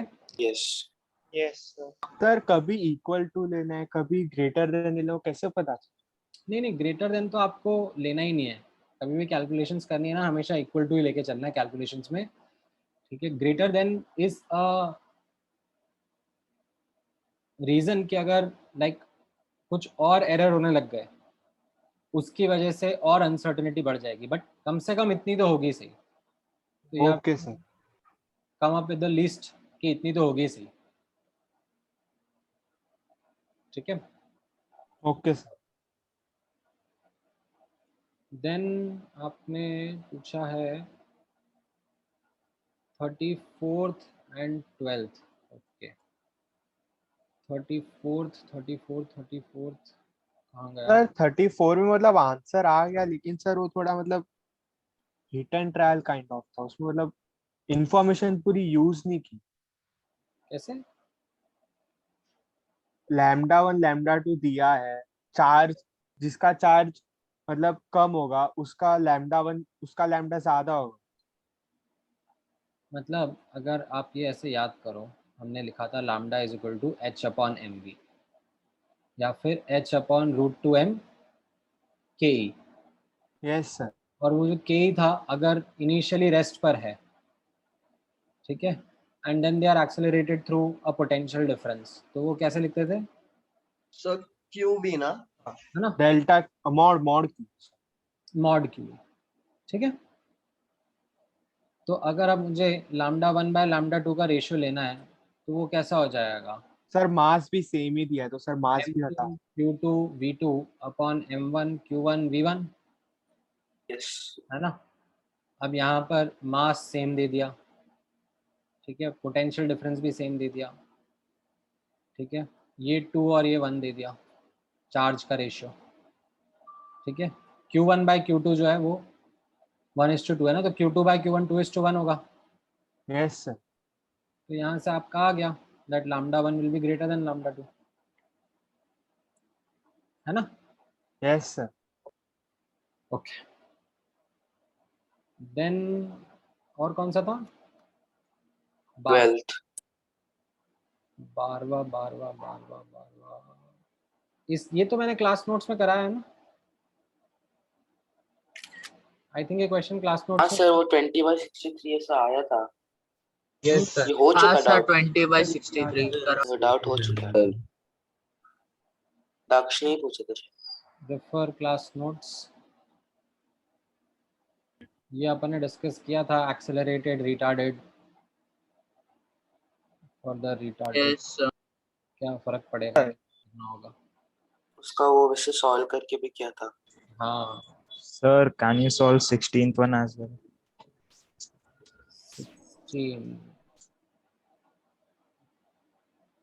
16 में what the potential energy, तो वो ऑप्शंस के टर्म्स में सोचना पड़ेगा ना. सी आपको तो एज सच पोटेंशियल एनर्जी का फॉर्मूला आता है. You know that potential energy is 2TE, 2 times total energy, so -2 into 13.6 into z square by n square. But this is not matching with any of the options, right? Rather there is something given in terms of the kinetic energy, है ना. हाँ sir. Kinetic energy के terms में सोचा जाना चाहिए. तो आपको ये याद आएगा कि टोटल एनर्जी वाज -2KE/2. तो 2 टाइम्स ये टोटल एनर्जी क्या था, माइनस काइनेटिक एनर्जी, है ना. Minus 2 into minus half mv square, तो ये माइनस mv स्क्वायर के बराबर हो रहा है ना? Yes. Thank you, sir. 25 वाला कर सकते हैं। कौन सा? 25 20, वो KLM वो नोमेनक्लेचर यूज करना है। तो L stands for 2, M stands for 3। Sir वो इनिशियल टू फाइनल एक्सीलरेशन का नहीं आ रहा था। और एक्सेलरेशन के बारे में तो आपने ये पढ़ा था ना, दैट अपन ने ये FB O के क्वेश्चंस में डिस्कस किया था, दैट Yes, sir. एक्सेलरेशन है वो फोर्स के प्रोपोर्शनल है, and we found out that ये z क्यूब अपॉन n की पावर 4 के प्रोपोर्शनल होगा। Yes sir. ऐसा कुछ याद आया था? हाँ sir. Yes sir. Yes, sir. ठीक है, refer FBO questions. Sir class notes में भी था ये। हाँ, तो अब आप एक बार उसमें से जाके देखना डेफिनेटली। ठीक है, ऑल राइट। तो और कुछ है गेट इक्विप टू एडवांस में? नो ओके चलो ठीक है, बुकलेट तो हुआ। DPP में बता दो फटाफट, DPP 19th में क्या क्या डाउट है? नहीं है sir. 9th one, 9th। Sir 7 and 8। हाँ सर 9th वाला। 9th वाला और एक तो 7 और 8 भी था। 9th के अलावा और कौन सा? 7th and 8th। अच्छा, 9th वाले में फटाफट देख लेते हैं। आपको ऐसे बोला हुआ है, according to Bohr's model the angular momentum of electron revolving is directly proportional to the atomic number of a species bearing hydrogen. तो ये गलत हो गया ना, like L was n times h upon 2 pi, है ना? तो directly proportional to atomic number तो आया ही नहीं। An orbital cannot accommodate more than 2 electrons. Yes, all orbitals have directional character. No, S orbitals are spherically symmetrical. They don't have directional character, है ना? Clear है क्या आंसर हुआ? Yes sir. Yes sir, बस वो स्टार्टिंग वाले में थोड़ा कंफ्यूजन था, दोनों रेस्ट टू एन्यू। Okay, then 7th and 8th, 7th और 8th में क्या हो गया भाई? इसमें मैं कैसे बताऊं दक्ष? 7th और 8th वाले में, 7th वाले में सर पहले एक मिनट सर, 8 में आई थिंक स्टेटमेंट 3 रॉन्ग ही है वैसे, क्योंकि how can there be zero probability, there is always 10% left. हाँ, तो dxy orbital has zero probability of finding the electrons along x axis and y axis। तो along sir आप सुनो तो सही राजा, dxy ऑर्बिटल का डायग्राम याद है? Yes sir. क्या था? Sir along the xy plane but diagonal shape, है ना? और आपको अब नोड्स का कॉन्सेप्ट सिखा दिया गया है? Yes sir. ठीक है, पहले नहीं सीखा था ना, लेकिन अब आपने सीख लिया है आई थिंक। उस टाइम पे जब अटेम्प्ट किया होगा शायद, उस टाइम पे नहीं पढ़ा था नोड्स का concept, but you remember that this is the nodal plane. Oh yes sir. Exact plane is nodal plane. तो एक्स एक्सेस पे प्रोबेबिलिटी 0 रहेगी, and similarly you remember this YZ plane is also nodal plane.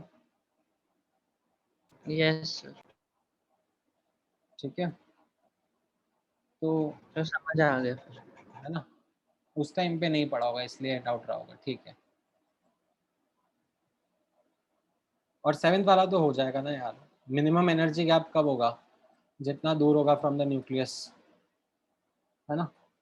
Successive energy इसमें हमें we have to know the energy level of each of the orbit, नहीं then we will मोटा तो याद है ही ना यार। देखो 1 और 2 के बीच में सबसे ज्यादा गैप होता था, ठीक है, फिर 2 और 3 के बीच में होगा, फिर 5 और 4 के बीच में होगा। Like as we move away from the nucleus, gap between successive orbits decreases. ये अपन ने पढ़ा था ना? सर तो 8 और 6 के बीच में 0 पॉइंट ऐसा बहुत स्मॉल नंबर आएगा ना? हाँ हाँ, ठीक है। Energy gap between successive orbits decreases.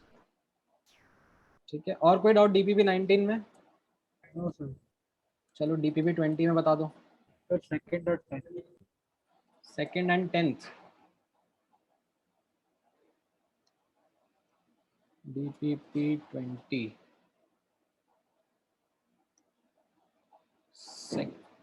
second isn't similar to a question that we have done in the class. Z equal to 26 मतलब आयरन हो गया। ठीक है, फिगर आउट कर पाए तो भी ठीक है, नहीं कर पाए तो भी ठीक है ना? यस सर, ये समझ में सर वो ये तो याद है, 21 to 30 याद है।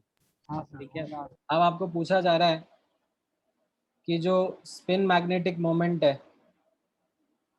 ठीक है, वो √24 बोर मैग्नेटॉन है, implies number of unpaired electron कितने हो गए? सर 4। 4। तो एक ही ऑप्शन है। Yes sir. आपने आंसर कर दिया। अब अगर आपको स्टिल जो चार्ज है वो कंप्यूट करना है कि कितना चार्ज था, तो अब आप देख लो ना, लाइक यू रिमेंबर Fe2+ का कॉन्फ़िगरेशन कितना होगा? इट विल बी नियॉन नहीं, सॉरी, आर्गन 4s0 3d6। ठीक है, तो इसमें 4 अनपेयर्ड इलेक्ट्रॉन आएंगे ना? ठीक है, देन Sir, हाँ sir, can spin magnetic momentum come negative anytime? नहीं मतलब Okay, sir. एक्चुअली डायरेक्शन होता है, बट ठीक है, that direction is something which you will need to like magnitude negative नहीं होगा, डायरेक्शन के हिसाब से फिर भी बोला जाता है। सर मेरा इसमें डाउट था कि are they talking about L equal to 3 only or the entire atom with maximum up to L equal to 3? तो आपको पॉसिबिलिटी सोचनी है। n+L = 7 लिखा है, ठीक है। Now if I start thinking n = 0, L = 7, not allowed. n = 1, L = 6, not allowed. n = 2, L = 5, not allowed. n = 3, L = 4, not allowed. n = 4, L = 3, allowed, है ना? कितने ऑर्बिटल्स हो सकते हैं हाँ इसमें? सर। कितने इलेक्ट्रॉन हो सकते हैं? तो 2n square ना? नहीं सर 2l + 1 × 2। मतलब L की वैल्यू भी सेटिस्फाई करना चाहिए ना। सो n = 4, L = 3, मतलब 4f ऑर्बिटल हो गया ना, और 4f सबशेल 14। सर इलेक्ट्रॉन हो तो गए। आंसर में 32 दिया है। अरे रुक तो जाओ राजा। n = 5, L = 2 सेटिस्फाई हो जाएगा। Yes sir. ये भी सेटिस्फाई हो सकता है ना? 5 ये भी हो सकता है कि नहीं? Yes. And lastly n = 7, L = 0, ये भी सेटिस्फाई हो सकता है। 7 यस। और तो कोई पॉसिबिलिटी नहीं है, राइट? तो कितना हो गया? 16 + 16 32 हो गए। समझ में आया? हाँ sir. So but I used I think a different approach. So was that a coincidence? Like I used 2n square, that formula. n = 4 I took and then I did that. Why did you take n? Was that a coincidence or was that also right? मतलब वो coincidence लेने के लिए जो पहला सोचा है उसमें भी तो कुछ थॉट होना चाहिए ना। फ्लूक बोलूंगा मैं, कोइंसिडेंस जितनी इज्जत नहीं दूंगा उसको।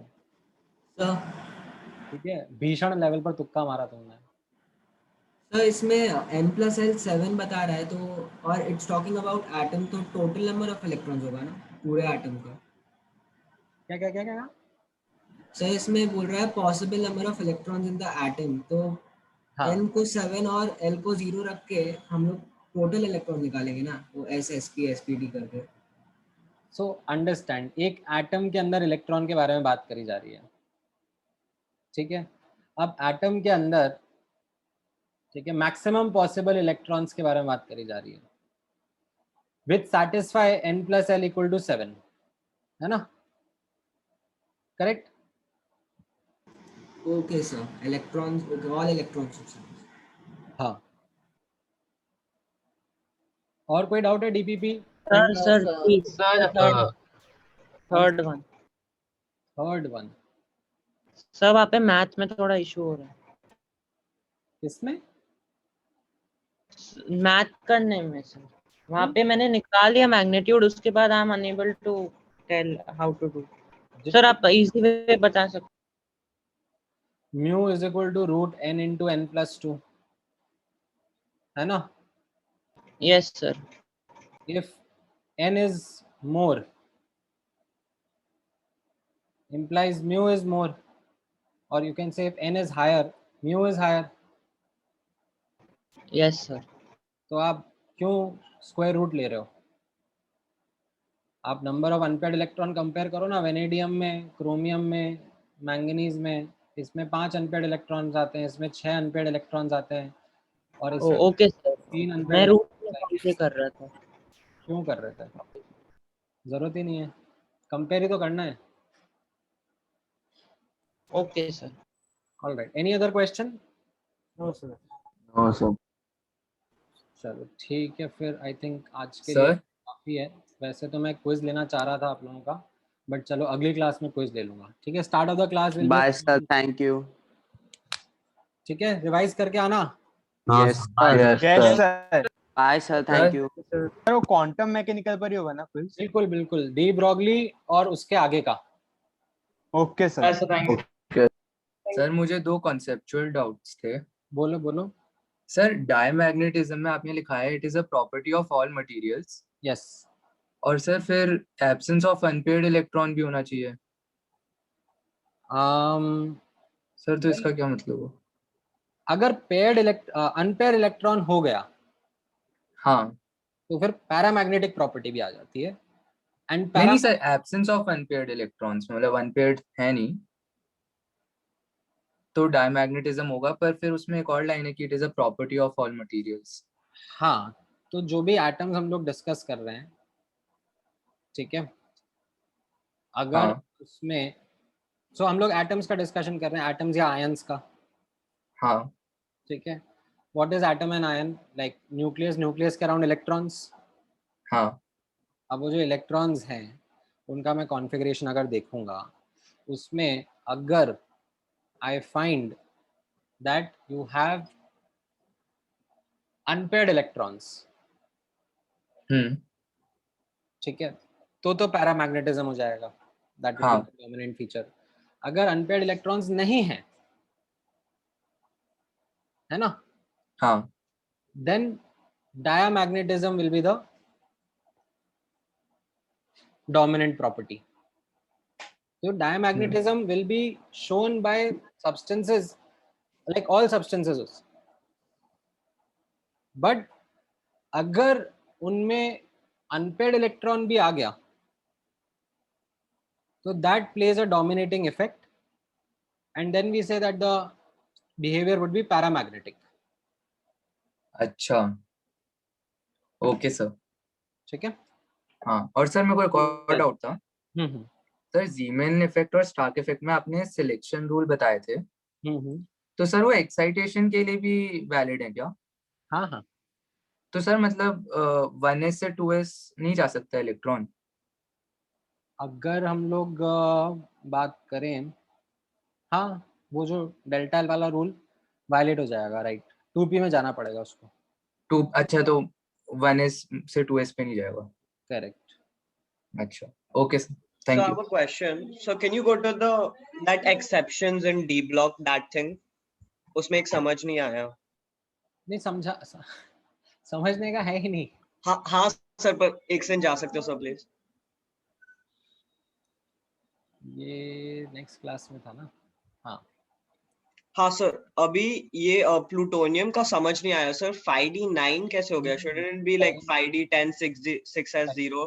पहली बात प्लूटोनियम नहीं है, प्लैटिनम है। Sorry, platinum. हाँ, ऐसा है, ऐसा याद करना पड़ेगा। ओके सर, ठीक है। ठीक है, मतलब जैसे पैलेडियम है तो पैलेडियम में यू माइट आस्क कि अरे 2 के 2 इलेक्ट्रॉन चले गए। तो मतलब वो तो समझ आता है कि वो ये माइट कैसे be because of full stability. हाँ, बस वो 9 का थोड़ा कंफ्यूजन था, दैट्स इट। नहीं ठीक है, ओके आप सर, थैंक याद यू। रखो, ठीक है, एक्सेप्शंस में याद रखो, that's it. Yes sir. Sir, हाँ sir, I wanted to ask this that I was solving a question in the presence of a magnetic field. P orbital is 3-fold generate, 5-fold generate, 7-fold, and non-degenerate. So, what should be the answer? so this would be simply asking what would be the degeneracy. Yeah. So degeneracy is equal to the number of orbitals having the same energy level. Yes. तो क्या हो जाएगा answer आपका? Sir, but like when there is magnetic field, the degeneracy, there is a loss in degeneracy, no? So ideally, shouldn't it be D? तो आपने मुझे loss of sorry absence of magnetic field बोला ना? No, presence. Presence of magnetic field में तो then degeneracy is lost. हाँ, So it should be non-degenerate, no? non-degenerate, yes. Yeah, but when I searched it online, it said that it is 3-fold degenerate.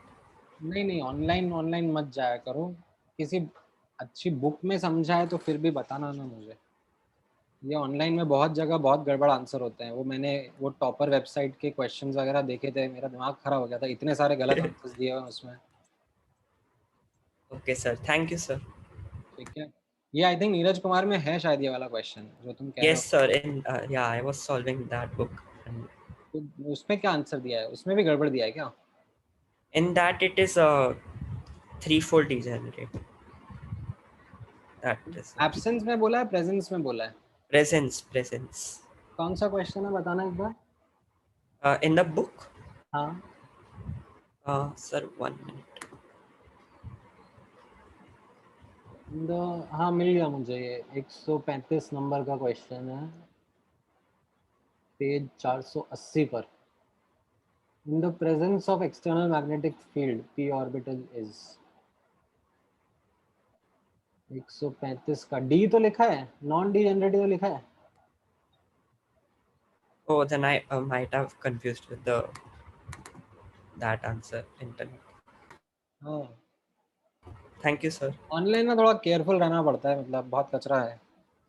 Sir कोई अच्छी website है जिसमें मतलब real solution मिलता है? यार मैंने एक ये टॉपर जरूर एक्सप्लोर करी थी क्योंकि मुझे लगा था उसमें अच्छे मिलेंगे, बट उसमें बहुत एरर है। अच्छा ठीक है सर। इसके अलावा फिर क्या है, मेरे पास पैसे नहीं है ना, तो मैंने ज़्यादा सब्सक्रिप्शन वगैरह लिए नहीं बाकियों के। तो तुम्हारे पास क्वेश्चंस आएंगे तो मेरे को बोल देना, मैं क्लास में डिस्कस करके वैलिडेट कर दूंगा। Okay sir, okay. बट ज़्यादा कचरा मत इकट्ठा करना इधर उधर से, ठीक है? जितना मैं बता रहा हूँ उतना ही कर लोगे तो बहुत है। तुम लोग नीरज कुमार कर लोगे अपने आप में तो तुम्हारे लिए बहुत हो जाएगा। हाँ बोलो बोलो। सर नीरज कुमार करनी की एनवस्ती, दो बुक्स दोनों में से कोई सी भी एक। अच्छा कोई सी भी। Okay sir. Sir, हाँ बोलो बोलो। sir, I want to ask you something old. Sir, can you go to that part where you had taught energy equation of Bohr's or Bohr's model? वहाँ पे मैं सॉल्व कर रहा था क्वेश्चन, मुझे डाउट आया। यहाँ पर नहीं, और पीछे ये नहीं, आई थिंक वो E is equal to minus 13.6 वो वाला। ये वाला ना? हाँ sir, this one. Sir can you go up ऊपर? हाँ, ये जो K ZE minus E by R is that same as the force balance equation या वही से? फोर्स बैलेंस में तो नीचे R² आता है, जो फोर्स होता है ना वो k q1 q2 upon r square होता है इलेक्ट्रोस्टैटिक फोर्स, और जो इलेक्ट्रोस्टैटिक पोटेंशियल एनर्जी है वो k q1 q2 upon r है। अच्छा okay sir, I thought because they were looking very same so I was confused. नहीं, वो आप बाद में पढ़ोगे that potential energy is minus df by, नहीं इनफैक्ट उल्टा, एक मिनट, 1/r का डेरिवेटिव होता है ना, f is equal to minus du by dr, ऐसा आप पढ़ोगे बाद में, बट वो Okay. बाद में समझ में आएगा आपको। Sir, and over here will electrostatic force not get cancelled out by centrifugal force which is acting in the opposite direction? नहीं होगा ना। Then तो जीरो होना चाहिए ना P, क्योंकि मेरा कैंसिल हो गया। अरे पर ये नहीं है, फोर्स नहीं है, ये पोटेंशियल आउट हो गया। mv square by r was equal to kze square by r square. ठीक है, ये हाफ का क्या करूंगा मैं, कैसे कैंसिल आउट कर रहा हूँ? Sir, no, I am saying P will get cancelled na, because centrifugal force is acting in the opposite direction. क्या किसने सिखाया ये? सर ऐसा नहीं होता। ऐसे क्यों होगा? Sir, क्योंकि two forces are acting in the opposite direction, so they should nullify each other, no? हाँ, तो उसकी वजह से like it is continuing to go in a straight line motion and not get thrown radially outwards. Yeah, अच्छा tangentially I should say. अच्छा, तो गोल गोल it is मतलब going because of the electrostatic force, and it is मतलब going in the same orbit because centrifugal force is keeping it in the same position that way. अच्छा okay sir, लेकिन वही मैं पूछ रहा हूँ, at a point why will P and centrifugal force not cancel out, because उल्टा चल रहे हैं ना वो दोनों। तो पहली बात तो फोर्स और एनर्जी को कैंसिल आउट कैसे करूं मैं, मतलब how does it make sense? For example तुम जैसे मुझे ये बताओ, जब तुमने ऐसे वो पढ़ा ना ग्रेविटेशनल वाला, तो पढ़ा ही ना gravitational potential energy. Yes sir, yes sir. ठीक है, जब यहाँ पर आपने ये बॉल होल्ड करके रखा हुआ है, बट यार आपको तो नॉर्मल रिएक्शन फोर्स भी नहीं पता। नॉर्मल रिएक्शन फोर्स पता है क्या होता है? Sir, normal reaction force मतलब I know if you keep a book on the table exerts a reaction force upwards, that much I know. हाँ, सो जैसे फॉर एग्जांपल यहाँ पर एक बॉल मैंने इस रूफ पे खड़ा हूँ और यहाँ पे होल्ड करके रखा हुआ है। ठीक है, इसके ऊपर इक्वल एंड ऑपोजिट फोर्सेस लग रहे हैं, एक ग्रेविटेशन का नीचे लग रहा है और एक नॉर्मल रिएक्शन ऊपर की तरफ लग रहा है। फोर्स बैलेंस डेस्क के ऊपर स्टेशनरी है, बट डज दैट मीन इसका पोटेंशियल एनर्जी जीरो है? नहीं, if I remove my hand it will fall down. हाँ, तो फिर अच्छा, तो P is not zero, electrostatic force and those both will cancel out. They are balancing each other. Okay sir. ठीक है Sir, and you can go to ionization energy please. Ionization energy please, which is यहाँ पर। हाँ sir, हमने 9th में ना ma'am ने हमको डेफिनेशन एक लिखवाया था, ionisation energy is energy required to is the for an atom is the energy required to throw out the outermost electron from the shell, from the valence shell. तो but अब जो हमने पढ़ा है 11th में, उसके कॉन्सेप्ट के हिसाब से हर ऑर्बिट का ionisation energy will be different, no? यहाँ पर मैं सिंगल इलेक्ट्रॉन सिस्टम के लिए लिखवाया ना, ये सिंगल इलेक्ट्रॉन सिस्टम में इलेक्ट्रॉन कहाँ प्रेजेंट रहेगा? ग्राउंड स्टेट में। Yes sir. बस तो we can say ना every orbit has a different ionization energy.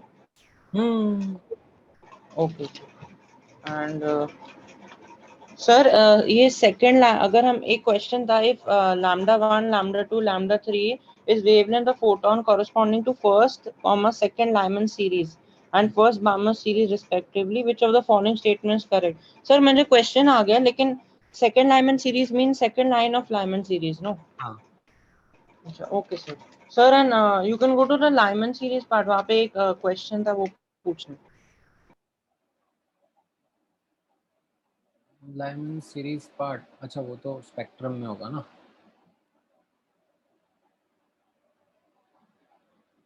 हाँ सर ये जो there was a question the angular momentum of electron in Bohr's model, वो वाला इसी में होगा I think.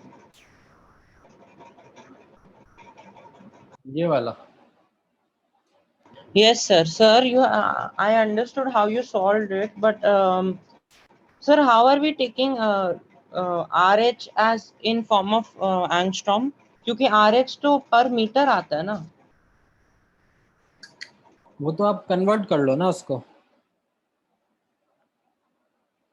So if we simplify this, then we'll convert it into angstrom. That way you have taken. और फिर value डालना। Don't put the meter inverse वाला value. Convert it first into angstrom and then put it. अच्छा, so we have taken RH in a way so that if we simplify this only, then we will put the angstrom वाला value of RH. Correct. Okay, sir. Sir, and you had said that these Lyman series ये सब scientists के पीछे name हुए थे ना, but Bohr had only found out all the equation. तो what did those people exactly do? वो तो मैं substitute करके value मिल गया मुझे।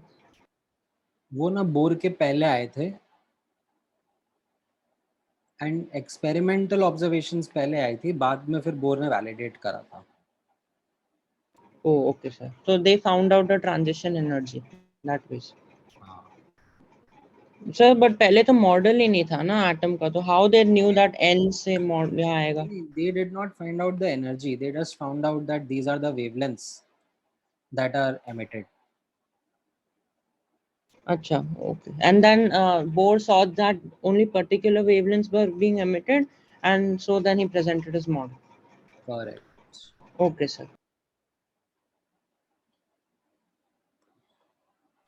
Sir, for revising atomic structure, which book should we refer?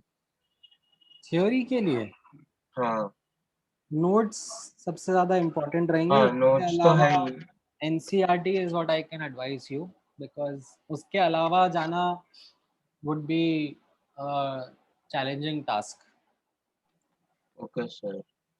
ठीक है, जो फॉरेन ऑथर्स वगैरह की बुक्स होती है ना, उनमें बहुत सारी एक्स्ट्रा इन्फॉर्मेशन होती है जो आप लोग नहीं ग्रास्प कर पाओगे। Oh, and to practice the numericals and sums. हाँ, Which one is preferred? Awasthi या फिर नीरज कुमार, दोनों में से कोई सी भी एक लो। ठीक है, पहली प्रायोरिटी पर do what I have been asking you from the booklet and the DPPs. If that is something which you are able to do, then उसके Yeah. बाद में you look out for those other sources. Okay sir. ठीक है, Thank you, sir. all right then, thank you. Sir आप ही हमें inorganic और organic chemistry सिखाओगे? नहीं, अलग फैकल्टीज आएंगे। ओके ठीक है, all right.